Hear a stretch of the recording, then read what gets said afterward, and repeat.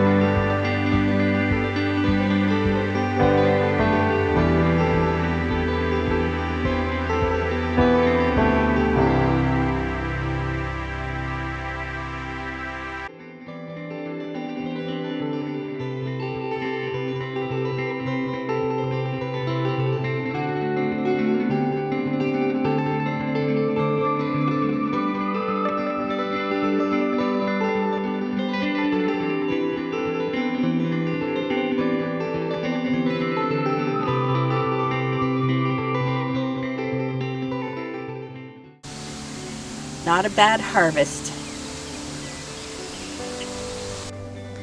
So here are our ingredients. Everything here I have either grown or made myself. The only thing I think I need to add to this is a bit of milk from the pantry, garlic and spices from my garden, which I dried last year, bell peppers and onions, which I froze, the eggs, the spinach, which are fresh, the homemade pie shell, and yeah, I think it's going to be delicious.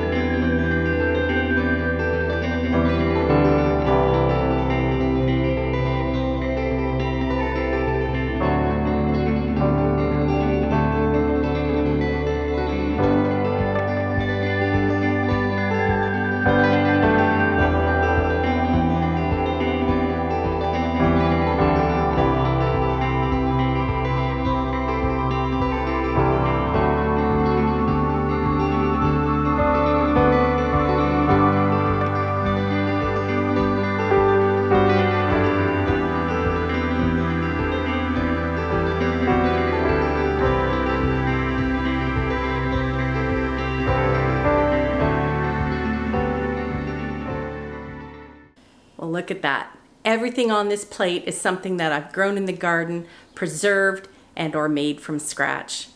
It looks delicious, it smells delicious, and it feels really good to eat from the garden. Let me know what you're able to harvest in your spring garden. Bye for now.